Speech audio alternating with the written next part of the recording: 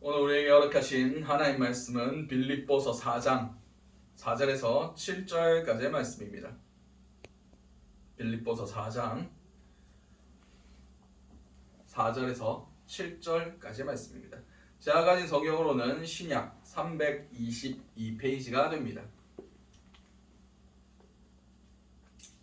우리 다 찾으신 줄 알고 빌립보서 4장 4절에서 7절까지의 말씀을 제가 한 절 여러분이 한 절 교독하시도록 하시겠습니다. 제가 먼저 읽도록 하겠습니다. 주 안에서 항상 기뻐하라. 내가 다시 말하노니 기뻐하라. 너희 관용을 모든 사람에게 알게 하라. 주께서 가까우십니다. 아무것도 염려하지 말고 다만 모든 일에 기도와 간구로 너희 구할 것을 감사함으로 하나님께 아뢰라. 그리하면 모든 시각에 뛰어난 하나님의 평강이 그리스도 예수 안에서 너희 마음과 생각을 지키시리라. 아멘. 자, 오늘 우리에게 허락하신 빌립보서 4장 4절에서 7절까지의 말씀을 가지고 기쁨의 이유라는 제목으로 함께 은혜를 나눴으면 좋겠습니다. 자, 지난주 수요 예배 때 무슨 설교를 했는지 기억나시는 분? 아무도 기억이 안 나고 계십니다. 무슨 사건이 있었죠? 힌트: 사도행전. 몰라. 사도행전에서 사도 바울과 실라가 어디로 갔습니까? 마게도니아로, 원래 아시아로 가려고 했는데 마게도니아에서 마게도니아 사람이 꿈에 나와가지고 와서 도우라 라고 얘기해서 이제 유럽으로 넘어가게 됐습니다. 유럽으로 넘어가서 그 유럽에서 첫 섬, 가장 큰 마게도니아 지역에서 가장 큰 성읍이었던 이 빌립보에서 전도하기 시작합니다. 전도하다가 어떻게 됐습니까? 귀신 들린 여종 하나를 구해줬다. 그 귀신이 떠나가게 해줬을 통해서 그 귀신 들린 여종을 통해서 점을 치는 그런 주인이 그 바울과 실라를 모함해가지고 마구 때리고 감옥에 쳐넣었습니다. 그 가운데 바울과 실라가 감옥에서 뭐 했습니까? 기도하며 찬양했다. 하나님을 찬미했다. 그랬더니 옥문이 열리고 그곳 가운데 구원의 역사가, 하나님의 놀라운 역사가 일어났다라는 것을 함께 나눴습니다. 바울은 그 감옥 안에서도 하나님이 주신 자유를 누렸다. 그래서 감옥 안에서의 자유라는 제목으로 함께 은혜를 나눴던 기억이 있습니다. 바울이 그렇게 세웠던 빌립보 교회를 향하여 오늘 편지한 내용입니다. 빌립보서는 바울의 옥중 서신이었습니다. 다시 말해서 바울이 감옥에서 썼던 편지였다라고 얘기하고 있습니다. 이 빌립보서는 기쁨의 서신이라는 제목이 붙어 있습니다. 바울이 직접 붙인 건 아니고요. 사람들이 이 서신 가운데 참된 주제가 기쁨이다. 예수 안에서의 기쁨이다. 고난 가운데서도 기쁨이다 라고 정의를 내렸기 때문에 기쁨의 서신이라고 표현되고 있습니다. 이 빌립보서는 4장이라는 제법 짧은 분량임에도 불구하고 그 안에 16번이나 기뻐하라, 기쁨에 대해서 얘기하고 있습니다. 아까도 말씀드렸듯이 빌립보 교회는 유럽 안에서의 첫 교회였습니다. 이 빌립보 교회의 첫 성도들이 루디아, 자주장수 루디아와 바울이 갇혀 있었던 감옥의 그 간수, 그가 자결하려고 했는데 바울이 막으면서 그가 바울과 실라를 자기 집으로 모셔다가 그의 말씀을 듣고 복음을 듣고 영접하고 그 가운데 구원이 임하고 큰 기쁨이 있었다. 라고 해서 이 루디아와 그 간수의 가정, 그것이 기초를 해서 이 빌립보 교회가 세워졌습니다. 근데 계속해서 기뻐하라, 기뻐하라, 기뻐하라고 강권하는 이유는 무엇일까요? 그들이 지금 기뻐할 상황이 아니라는 것입니다. 우선은 사도 바울, 그들이 그 교회를 세웠던 사도 바울 선생님께서 지금 감옥에 계십니다.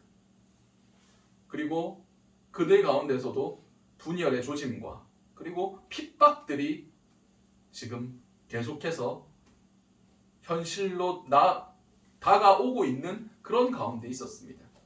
그 가운데 사도 바울은 기뻐하기를, 주 안에서 기뻐하기를 지금 말씀하고 계시는 겁니다.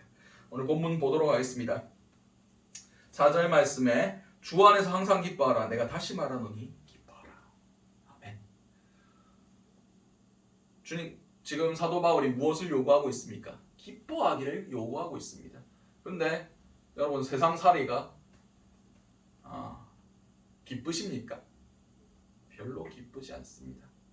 원래 어린아이 때는 많이 웃는다고 얘기합니다.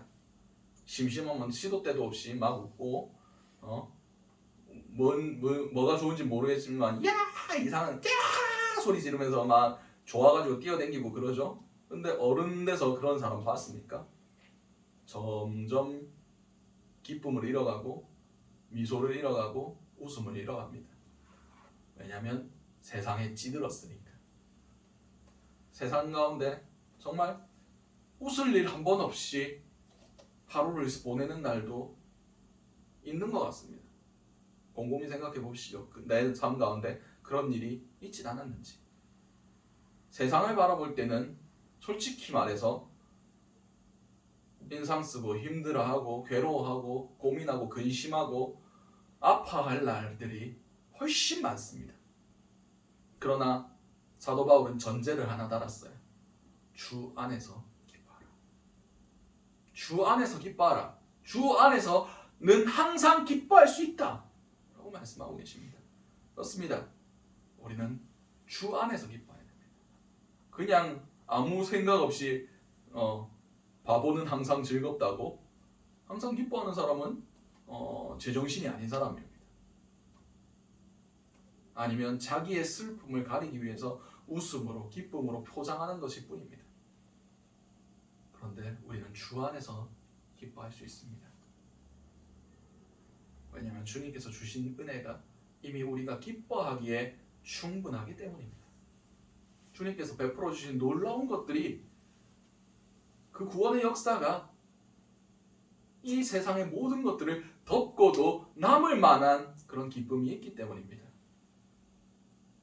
사도 바울은 내가 다시 말하노니 기뻐하라 라면서 강조하고 있습니다. 우리 가운데 기쁨이 사라질 때, 우리 가운데 그 구원의 감격이 없어질 때, 우리는 하나님과 우리 사이가 멀어지는 것을 경험하게 됩니다. 제가 자주 듣는 얘기긴 하지만 다윗 왕이 왜 범죄한지 아십니까?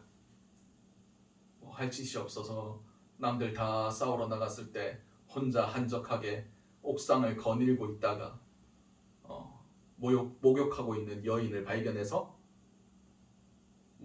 그것도 알리바이상 맞다고 얘기할 수도 있겠습니다.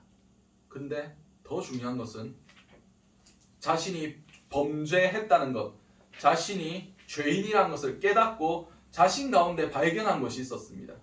그것이 무엇이냐? 내게 구원의 기쁨이 끊어졌다. 내가 구원받았다는 그 기쁨이 자신 가운데 사라져 있다는 것을 자기가 발견했습니다. 그래서 시편에 뭐라고 노래합니까? 그 구원의 기쁨을 다시 회복시켜 달라고 얘기하고 있지 않습니까? 우리 가운데 이 기쁨이 끊어지는 그 순간 우리는 다른 즐거움을 찾을 수밖에 없습니다. 세상의 기쁨, 세상의 잠시 잠깐의 다른 대체물로 우리를 채울 수밖에 없습니다. 인간은 기쁨을 추구하는 존재이기 때문입니다. 인간은 유희적 동물이다 라는 그런 말도 있지 않습니까? 재미를 추구하는, 즐거운 것을 위해서 발명을 하고 개발을 하고 그렇게 에너지를 쓰는 동물이다 라고 어떤 인류학자가 얘기했다고 합니다. 그쪽 다 진화론 계열이라서 별로 안 좋아하긴 하지만 그렇습니다. 우리는 주님 주시는 즐거움만으로 만족할 수 있습니다. 이미 모든 것을 주셨습니다. 그러나 그것들이 내 가운데서 소멸해 갈수록 우리는 딴 것에 목말라 할 수밖에 없습니다. 근데 그것들은 우리의 목마름을 채워주지 못합니다. 우리가 목마를 때 뭘 마셔야 됩니까? 물을 마셔야죠. 근데 목마르다고 콩라 마시고 탄산음료 마시면 그 안에 있는 당분이 더 목마르게 만듭니다. 잠시 잠깐은 자신의 그 목마름을 해갈시켜 주는 것 같지만 금방 얼마 가지 않아 다시 물을 찾게 되어 있습니다. 그래서 더 다른 것들을 채우지만 결국 끝까지 목마라 하며 괴로워하는 것이 우리의 인생입니다. 목마를 때는 생명의 물을 마셔야 됩니다. 생수를 마셔야 됩니다. 그 생수는 어디에서 나옵니까? 주님 안에서만 나옵니다. 우리 생수의 근원 대신 주님 안에서만, 예수 그리스도 안에서만 우리가 기뻐할 수 있다는 것을 다시 한번 사도 바울이 강조하고 있는 겁니다. 계속해서 보도록 하겠습니다. 너희 관용을 모든 사람에게 알게 하라. 주께서 가까우십니다. 여기서 관용이라는 것은 인내하는 마음입니다. 너희의 인내하는 마음을 모든 사람에 알게 하라. 이것은 교회 안에서 우리가 참고 견디고 있다는 것을 교회 안에서도 서로 독려하라 라는 뜻인 동시에 외부에서 우리에게 공격해오는 그들을 향해서도 자신의 인내함을 보이란 겁니다. 스데반 집사님이 순교하실 때 뭐라고 얘기했습니까? 주여 저들의 잘못을 용서하여 주시옵소서. 저들이 하는 짓을 알지 못합니다. 예수께서 하시던 그 기도를 하나님께 동일히 올려드렸습니다. 그 기도를 누가 들었습니까? 핍박자였던 사울이 들었죠.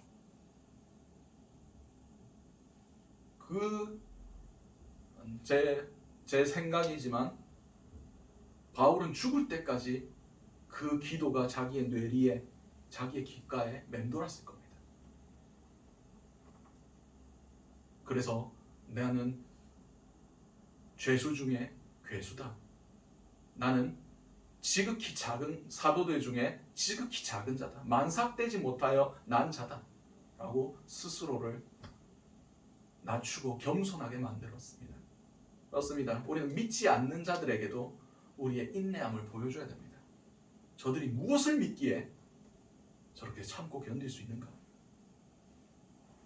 그들이 믿는 것이 참되다는 것을 세상 사람들 안에서도 증명해내야 됩니다. 계속해서 보도록 하겠습니다. 사람들에게 알게 하라. 주께서 가까우시니라. 아멘. 초기교회, 초대교회 사람들, 그리고 특별히 고난의 시기에 있었던 사람들의 인사법 중에 하나가 마라나타 였다고 합니다. 마라나타가 무슨 뜻입니까? 주님께서 오십니다.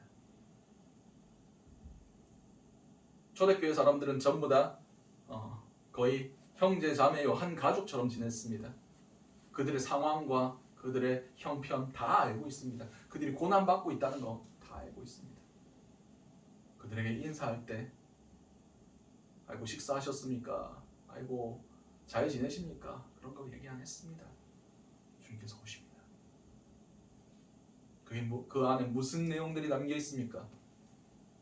주님 오시면 우리를 칭찬해 주실 겁니다. 주님 오시면 이 고난 끝날 겁니다. 주님께서 우리를 온전케 하실 겁니다. 지금은 우리가 핍박당하는 자들이지만 주께서 우리에게 영광의 면류관을 씌워주실 겁니다. 주님께서 곧 오십니다. 참고 기다립시다. 참고 견딥시다. 이것이 그들의 인사였답니다. 마라나타, 주님께서 오십니다. 우리가 참고 기다릴 수 있는 이유는 주님께서 오시기 때문입니다. 주께서 우리의 모든 것들을 다 듣고 계시고 다 보고 계시고 다 기억하신다는 겁니다. 계속해서 보도록 하겠습니다. 아무것도 염려하지 말고 다만 모든 일에 기도와 간구로 너희 구할 것을 감사함으로 하나님께 아뢰라. 아멘. 그렇습니다. 염려한다는 것은 불신앙에 하나님을 온전히 신뢰하지 못하는 불신앙에서 나온 겁니다. 우리가 하나님과의 관계가 떨어졌으면 떨어져있을수록 그 틈을 가장 효율적으로 파고드는 것이 염려와 근심과 걱정과 불안입니다. 우리가 하나님 안에 더욱 연합할 때 이 분노, 이 근심과 걱정과 염려, 불안 이런 것들이 떠나가게 될 겁니다. 이런 불안과 근심과 걱정과 염려 이런 것들은 아직 내 삶의 주인이 나라고 생각하는 그 생각 때문에 오는 겁니다. 내가 이것들을 어떻게 감당하지? 내가 이것들을 어떻게 대처하지? 주님께서 우리의 주인 되시면 그런 걸 염려할 필요가 있습니까? 없습니까? 없습니다. 여호와께서 나의 목자신데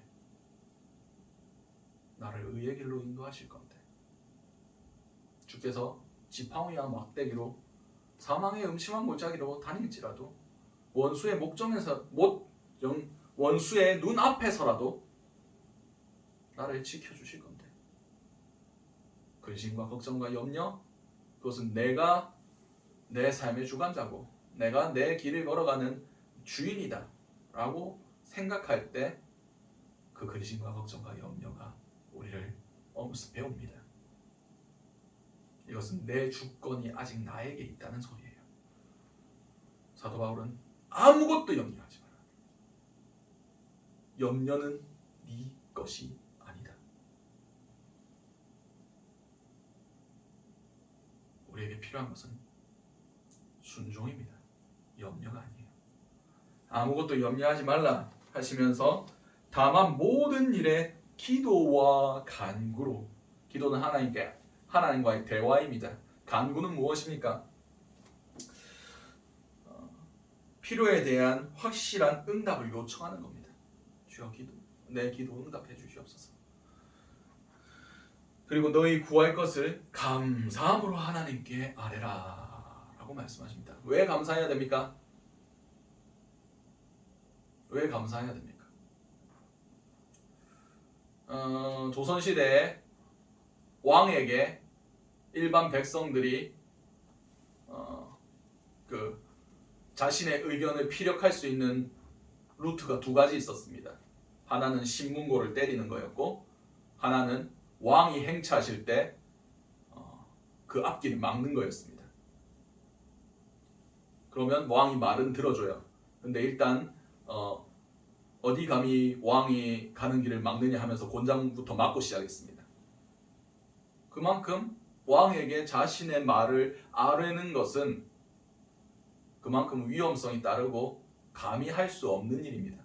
근데 우리가 누구에게 기도합니까? 오늘 본문에는 누구한테 기도하라고 되어 있습니까? 하나님께 하래라. 하나님께 기도할 수 있다는 것 자체가 감사한 겁니다. 하나님께서 내 기도를 들으셨다라는 것 자체가 감사한 겁니다. 제일 외롭고 고독한 사람이 누군지 아십니까? 아무에게도 얘기할 수 없는 그런 사람입니다. 옛날에 한때 사회를 떠들썩하게 했던 동영상 하나가 있었습니다. 그게 무엇이었냐면 학교 폭력을 당하고 있는 한 중학생인가 고등학생인가 잘 모르겠습니다. 아무튼 남학생 하나가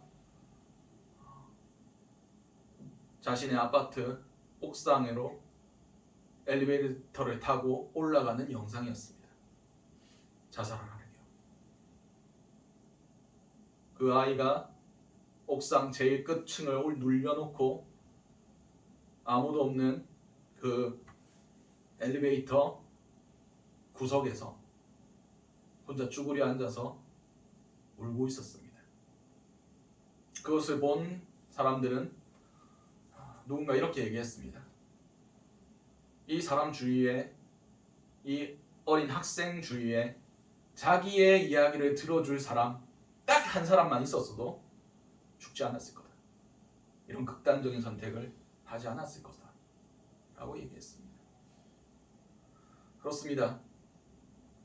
하나님께 아뢰 수 있는 것 자체가 감사한 겁니다. 하나님께서 모든 시간과 공간을 초월하여 우리가 무릎 꿇고 우리가 두 손 모아 간절히 주님의 이름을 부를 때 우리의 기도를 주께서 들으신다 하는 것 자체가 감사할 이유입니다. 다른 무언가가 감사한 게 아닙니다. 내가 기도할 수 있습니다. 비록 내가 내 힘과 능력과 내 죄악됨으로는 기도할 수 없지만 내가 예수 그리스도의 이름을 힘입어 기도할 수 있게 해주심을 감사합니다. 이것이 감사함으로 주님께 아뢰는 자의 자세입니다. 계속해서 보도록 하겠습니다. 그리하면 모든 지각에 뛰어난 하나님의 평강이 그리스도 예수 안에서 너희의 마음과 생각을 지키시리라. 아멘. 근데 지금 이상한 걸 하나 느끼셔야 됩니다. 지금 그러므로 모든 지각에 뛰어난 하나님의 평강이 그리스도 예수 안에서 너희의 마음과 생각을 지키시리라.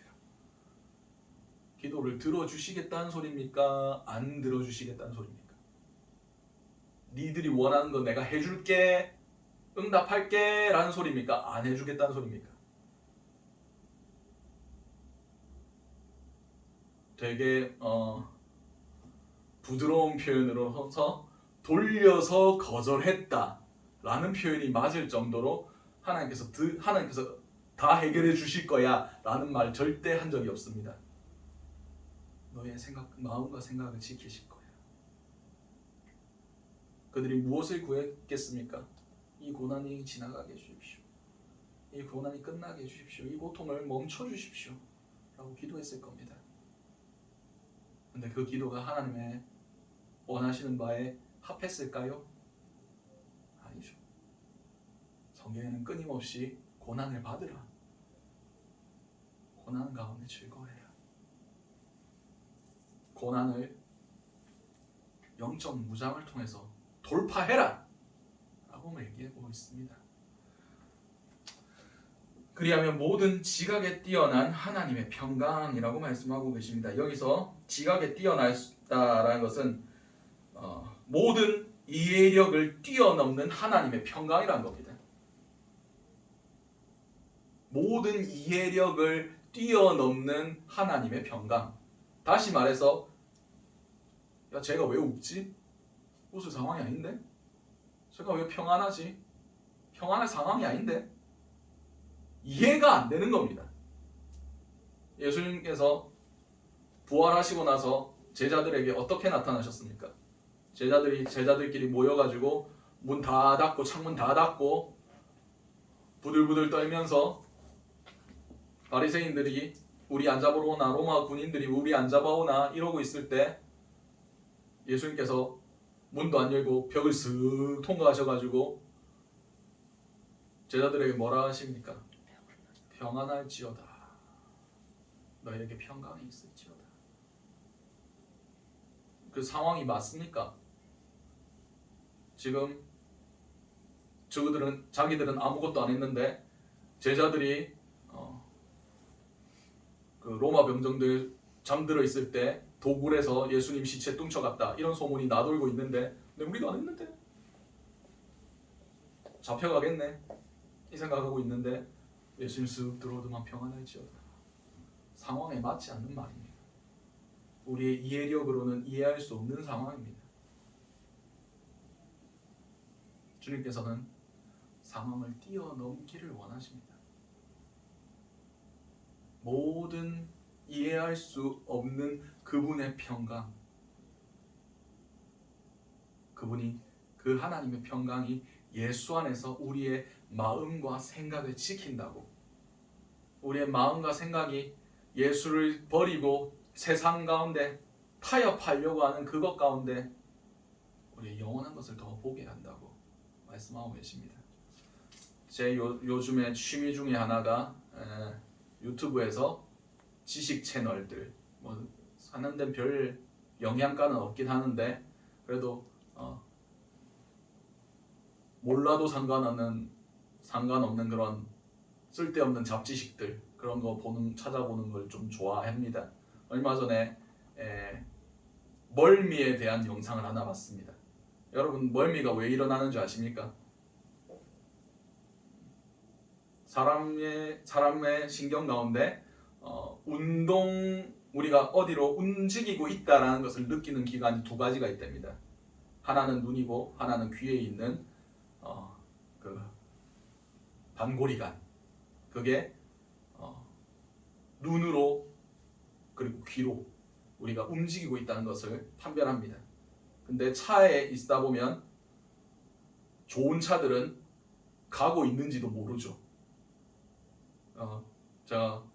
제 차는 모닝이라서 출력이 잘 안 나오는데 남의 차를 몰 일이 있으면 내가 100km를 밟고 있어도 100km를 밟고 있다는 느낌이 안 날 정도로 그렇게 조용하고 안락합니다. 다시 말해서 귀는 우리가 가만히 있다라고 얘기하는데 눈으로 볼 때 옆에 있는 것들이 막 지나가죠. 움직이고 있다 라고 얘기한답니다. 그러면 귀의 신호와 눈의 신호가 다르죠. 그럼 머리가 혼란스러운 겁니다. 그래서 멀미를 한답니다. 신기하죠. 이것을 보면서 제가 어렸을 때 저희 형이 멀미를 심하게 했어요. 그래서 가족끼리 차 타고 가면 맨날 멀미해가지고 이러고 있을 때 부모님이 하시는 말씀이 창문 열고 신선한 공기를 마시고 산을 봐라. 멀리 봐라. 이게 무슨 뜻입니까? 창밖으로 왔다 갔다 하는 그냥 풍경들을 보면 눈이 움직이고 있다 라고 얘기하지만 저 멀리 고정되어 있는 산을 보면 움직이고 있다는 생각이 덜 드는 겁니다. 그래서 가만히 있구나. 그 귀에서도 가만히 있구나. 그래서 보내는 신호가 일치하기 때문에 멀미를 안 한다고 합니다. 그렇습니다. 우리는 영적인 멀미를 경험할 때가 많습니다. 영으로는 계속 뭐라고 말씀하십니까? 평안해라, 평안해라, 평안해라, 평안해라. 근데 내 눈앞의 상황은 어떻습니까? 평안할 상황이 아닌데요. 뒤집어지고 난리가 나고 그런 상황 가운데 있으면 영적으로 멀미를 겪게 됩니다. 평안해야 되나? 아니면 불안해야 되나? 기도를 빡시게 해야 되나? 어떻게 해야 되나? 그렇게 혼란스러울 때가 있습니다. 그럴 때 우리는 어떻게 해야 됩니까? 멀리 바라봐야 됩니다. 변하지 않는 것을 바라봐야 됩니다. 우리의 눈을 앞에서 일어나는 현상들이 아니라 고정되어 있는 진리를 바라봐야 됩니다.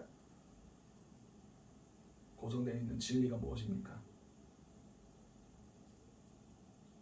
주께서 우리를 구원하셨다는 사실입니다.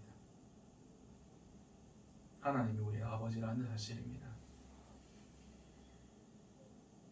우리를 위해서 예수 그리스도께서 고난당하시고 십자가에 못 박혀 죽기까지 우리를 사랑하셨다는 그 사실입니다.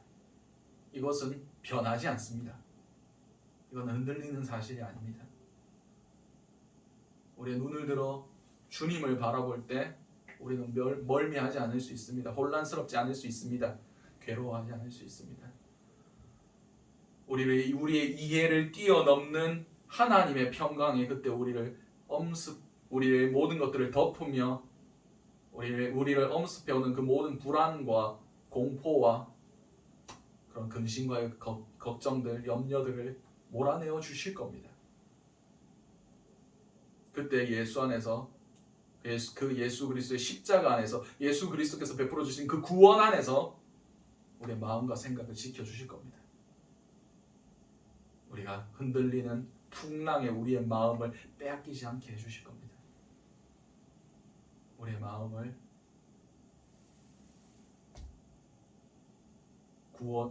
주님께서 의의 호신경으로 지켜주실 것이고 우리의 생각을 구원의 투구로 지켜주실 겁니다. 우리가 하나님을 바랄 때 물론 우리의 형편이 나아지지 않을 수 있습니다. 아무것도 안 바뀔 수 있습니다. 그런데 주님의 평강이 임할 때 우리는 기뻐할 수 있습니다. 주님 안에서 아무것도 아니구나. 주님께서 우리를 우리에게 이 고난이 필요했기 때문에 허락하셨구나. 우리가 이 고난을 통하여 주님께서 우리를 다시 빚어 가고 싶어 하시는 모습들이 있구나. 우리가 주님 앞에 이 고난 가운데 회개해야 할 부분들이 있구나. 이 고난 가운데 우리의 믿음에 하나님을 체험하는 그 깊이와 넓이와 높이가, 우리의 지경이 넓어질 수가 있구나. 이 고난 가운데 하나님이 세상이 이해할 수 없는 그런 주님을 만나는 경험 가운데 우리를 다듬어 가실 부분들이 있구나. 우리는 이것을 바로 알아야 됩니다. 우리는 고난 가운데 있을지라도 기뻐할 수 있습니다. 그 기쁨의 이유는 이 땅 가운데 있지 않습니다. 예수 그리스도 안에 있고 저 천국에 있습니다. 그리고 주님의 약속 안에 있습니다. 주님이 다시 오실 것이다. 주님이 가까우십니다. 우리는 이 영원한 약속, 변하지 아니하는 이 약속, 이 진리, 그것을 붙드시는 저와 여러분들이 되시기 바랍니다. 그것을 붙들고 나아갈 때 우리는 어떠한 상황 가운데서도 우리의 마음을 빼앗기지 아니할 수 있고, 어떠한 상황 가운데서도 사단에게 우리의 기쁨을 빼앗기지 아니할 수 있습니다. 우리가 불안하지 아니할 수가 있고, 근심하지 아니할 수가 있고, 주님 안에 머물 수가 있습니다.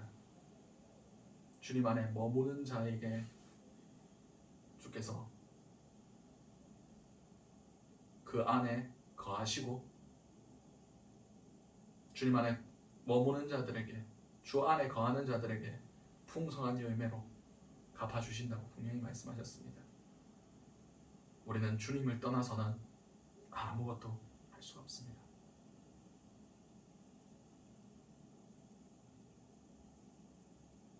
혹시 고난 가운데 계시는 분이 계십니까? 말할 수 없는 그런 아픔 가운데, 근심 가운데, 우리가 얻지 못한 것에 대하여 안타까워하고 괴로워하고 있는 사람들이 있지 않으십니까? 이것만은 확실히 말씀드릴 수 있습니다. 우리가 구원받은 사람들이라면 이미 예수께 충분히 받았습니다. 예수 안에서 충분히 기뻐할 만한 큰 기쁨의 이유를 발견할 수 있을 겁니다. 그리고 우리 앞에 요동하는 상황들에 우리 마음을 빼앗기지 마시기 바랍니다. 주님 주시는 평강을 누리시기 바랍니다. 주께서 우리의 마음과 생각을 지켜주실 겁니다. 우리가 기도와 간구로, 감사함으로 주님께 나아갈 때 주님께서 반드시 그렇게 하실 것입니다. 우리가 이것을 믿고 의지하며 나아가실 수 있는 자 여러분들이 되시기 바랍니다. 기도하시겠습니다. 사랑하나 충만하신 하나님 아버지, 그 은혜를 너무나 감사드립니다. 오늘 주님께서 우리에게 기뻐하라 말씀하여 주시고, 어떠한 상황 가운데서도 기도와 간구로 우리가 염려하지 않고 우리의 구할 것을 하나님께 감사함으로 아뢰라 말씀하여 주시면 너무나 감사드립니다. 그럼을 통해서 세상이 알 수 없는 그 평강이 예수 안에서 우리의 마음과 생각을 지켜주실 것이라 약속해 주신 이 약속을 우리가 붙드는 자들이 될 수 있길 원합니다. 우리의 시각을 이 상황 가운데 두는 것이 아니라 주님께서 허락하신 그 사랑과 우리에게 베풀어 주신 그 구원의 놀라운 은혜, 그리고 주님의 약속에 우리의 마음과 생각을 두길 원합니다. 그럼을 통해서 어떠한 상황 가운데서도 주님 주신 기쁨으로 기뻐할 수 있는 그런 자들 될 수 있게 도와주시옵소서. 이 모든 것들 살아계신 우리 주 예수 그리스도 이름으로 기도드렸습니다. 아멘.